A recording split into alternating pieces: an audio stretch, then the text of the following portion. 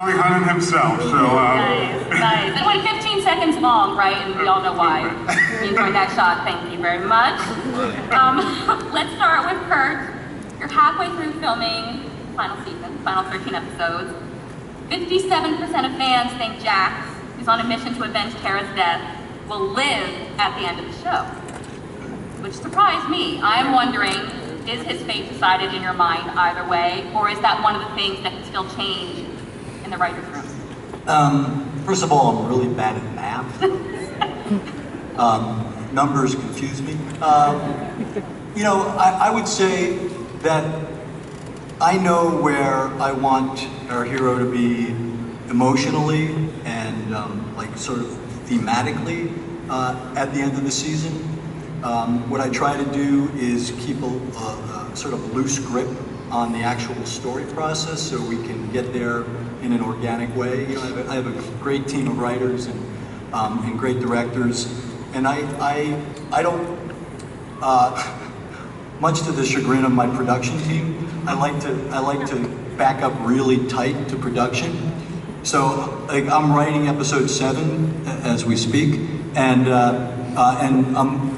I'm in post on episode 4, so I'm really allowed to see what these guys do with character, with relationships, and it allows me to sort of infuse their collaboration into the series. So I get to this place where it ends up in the direction and close to where I want it to land, but I can never tell what it's going to look like or how we're going to get there, and that's part of the fun. And I've completely dodged your question. I know. He's an expert at that. Love it. Okay. This is a question for the whole cast on the panel. Raise your hand if, before the season began, you actually were hoping for an epic Sons of Anarchy death scene. Is it what you want? No? What, not get paid? Right? Crazy? No, that's a great Sons of Anarchy. No? Why is everybody looking at me? I know, everyone's looking, that's right. Wow. No? All right. Some people are going to be disappointed. Well, Paris, this question is for you. We talk about the physical response fans have to the show. Last season, director Gwyneth Porter Payton told me she cried shooting the scene where Gemma and Clay were forced to have sex in front of the prison guard. Now, you've directed some great scenes, yes, like Gemma telling Clay and Jax about the rape, Tig begging Cope not to burn his daughter alive, and Opie's weight. I'm wondering, what has been the strongest reaction you've had behind the camera as you're watching these incredible actors film these scenes? The strongest reaction I had was a scene I didn't direct. I was on the set as a producer, which is when Opie was killed.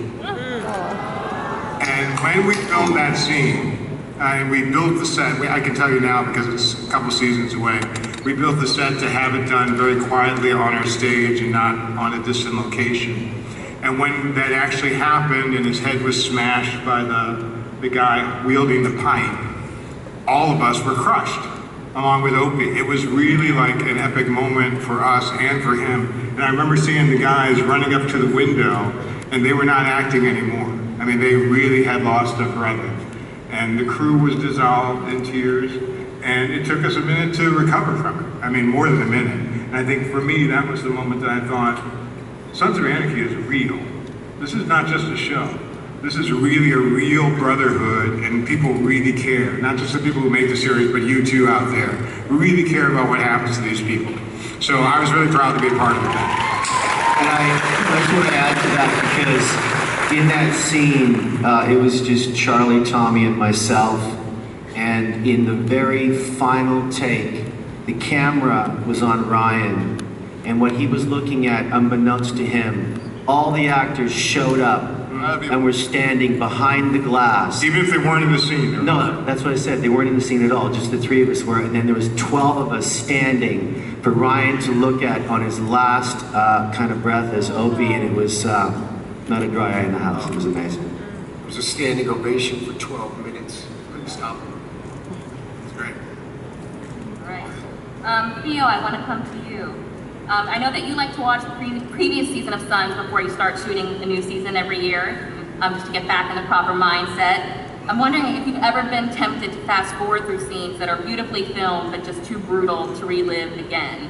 And just talking about Opie's death, I think if I say the title of the episode, Laying Pipe, we all kind of like cringe. We all know it. Is there anything that you kind of couldn't watch again? First of all, just want to say 86%? 86%? I think it's a little low. I'm surprised it It's is a not. little low. I expected at least 95. No, listen. I'm one of those people. I don't think, and maybe this will come out wrong. I don't think anything's too violent because everything has been done, like Kurt says, organically for the world. Like everything leads to a certain thing, and everything that's done. I never ever look at things like that. I don't know why.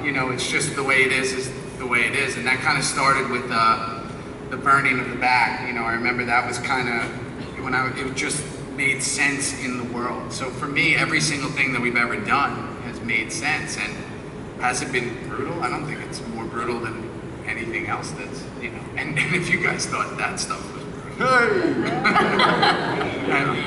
Well, a whole season ahead of you.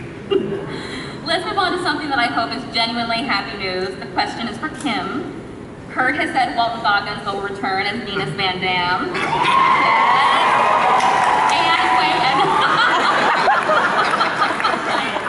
And Charlie teased at TCA that Tig will be, quote, getting some this season. I'm thinking we're all putting 2 and 2 together. Because He's blushing. I know. Oh my God. And if that happens, you guys, I think it'll be like the healthiest relationship on the show, which is phenomenal. 100%. What can you say about working with Walton and what we may see? Nothing. It's a beautiful thing.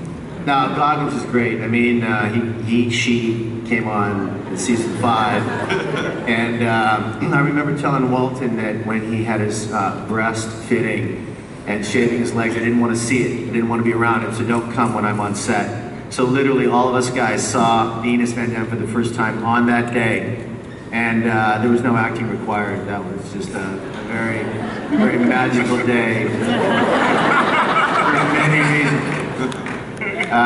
It's great when she's on set. It's a lot of fun.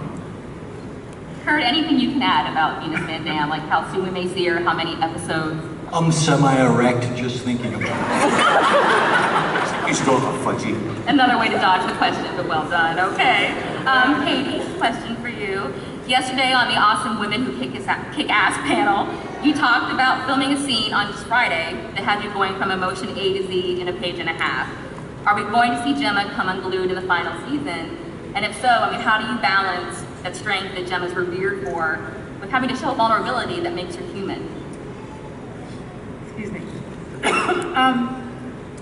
How do I do that? Well, first of all, it's an awesome thing to be experiencing right now as an actor, to be literally saying words and thinking different words. Excuse me. And that is what's required of her. Tell me more about say the question again. I'm just wondering, I feel like you're going to have to show a lot of vulnerability this season, and yet we all love the strength that Gemma has. I think Gemma has always shown vulnerability. I think anytime that she's relating to about her family, about her son, about her love for Nero, there's a certain vulnerability about her that really offsets that kind of hard-ass edge that she has exterior-wise. I think that she's going to be even more multi-layered this season as she tries to hold together what she really does in the name of protecting her family one more time. Ultimately, she's always about what's the best thing for the kids. That's kind of her bottom line motive, and I believe that she is continuing to try to do that. As you'll see as the season progresses, what transpires from that somewhat pure motivation, just kind of goes awry. But so yeah, you'll see a lot of different colors. It's been a really interesting season so far to shoot because she's just more dimensional than she's even been before. And as an actor, it's really satisfying. And Drea, this question is for you. I think we will probably, this was going to be in the opening montage that we should be getting any minute, so I'll just skip over that. But we do know that Courtney Love has been cast as Abel's new preschool teacher, and it has been revealed that, they may not exactly get along so well. I'm wondering, have you filmed with Courtney already, and how would you describe the dynamic between the two characters? That was for me? That was for you. I know that Courtney came on, but I haven't filmed anything with her yet. I think that Katey has. So I don't have much to say about that. I don't even know where that relationship is going yet. Courtney did a very good job, and Courtney looked very different than what we would have come to know as Courtney. She was awesome. Okay. Well, and Drea, is there anything you can say about what Wendy is doing this season? She falls in love with Unser. Breaking news. It's a crazy sexual love affair. She moves into my trailer. She said Wendy, not Drea. I think based on what happened last season, no matter what bad feelings there were between a lot of people, I think the slate is wiped clean, sort of, at least for the time being, while everybody's trying to navigate through the wreckage of the last season. So that's where I'm at, just, sticking around for my son. The next question is for Boone. I reached out to Sun's superfan Stephen King, former guest star of course, and I asked him if he had a question for the panel. Within an hour, he sent me one for Boone. He says, I want to know if we're ever going to see Bobby do his Elvis thing again. Surely Jack could relate to my baby lesbian. Is that in the cards for the final season, sir? I don't know. Heard smiling down here. That question cannot be directed at me. I would say, I love that sort of slice of Bobby's life, and I tried to put it into season 6, and it just, with the nature of everything that's going on, it just didn't feel like Bobby would take the time out to go to Tahoe and do it. You know what I mean? And I think that's the case with this season too. The mythology has reached a point where things that perhaps were components in their lives previously have really taken a back seat. And I was able to work it in one season. What season was it, Boone, where you were thinking about mitzvah? Was that season 4? 3? I think that was the last time I was able to work it in where it made sense. Yeah. Well, another question for you, Boone. I think one of the nicest surprises of last season was when we found out that Bobby wasn't recruiting for a Nomad charter. He was recruiting for Sam Pro, and it's one of the reasons why this show is the best pro show on TV, again according to Stephen King. Can you tell us about filming that scene with Charlie whenever you revealed that? I mean, I was cheering in my living room, I'm sure you all were as well. Well, it was, I'd been kind of away from the club for about 5 episodes or something, and I came back and it was great to be back in. When we do this show, we're really, we do kind of live it. We shoot a lot of hours and we spend a lot of time together, and so I did feel like I'd been kind of exiled, and it was a fun reunion, to say the least. Okay. We're gonna switch gears a little bit for Tommy. Oh shit. I know, you're on, sir. Dozing off there. You recently joined Twitter. I think we all know, right? I'm wondering, what are the do's and don'ts of interacting with you on Twitter? And also, what is the best thing you've seen from a fan and the worst thing you've seen from a fan so far?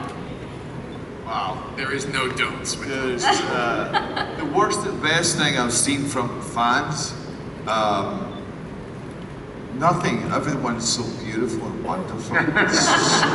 Cuddly. Nose is growing.